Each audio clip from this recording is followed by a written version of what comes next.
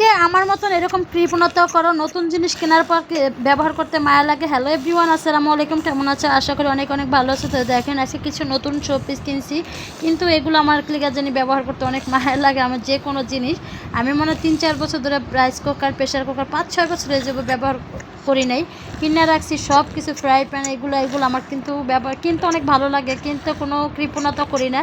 কিন্তু নিজের জন্য ব্যবহার করতে এত কৃপণতা করি, মানে এত মায়া লাগে যে মনে হয় নষ্ট হয়ে যাবো। আমার মতন এইগুলো কাজ কে কে করো?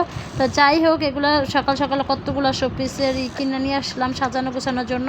পরে একটু বারান্দা চলে গেলাম, যে বারান্দার কী অবস্থা একটু দেখি। বারান্দা অনেকদিন ধরে আমার বারান্দা যাওয়া হয় না।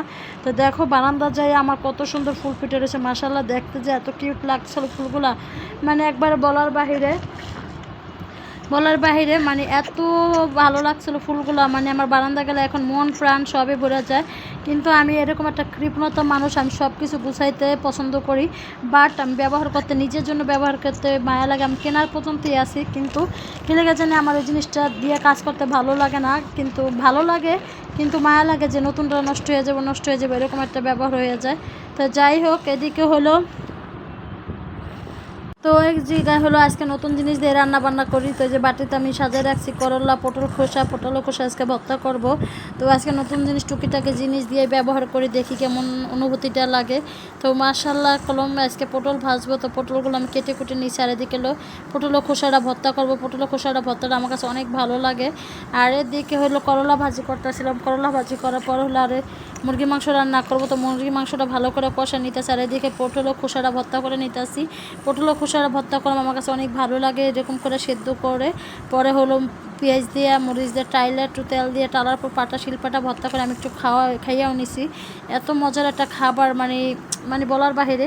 আর দেখেন আমি কি মানুষ হইলো আজকে হলো এই যে নতুন নতুন শোপিসগুলোতে এসে সব কিছুই করলাম। মুরগির মাংস, লতি, পাটের ডাল, পাট শাকের ডাল, আবার করলা ভাজি, সব কিছুতে ভালোই লাগতেছিলো, একটা অনুভূতি লাগতেছিলো যে এত সুন্দর।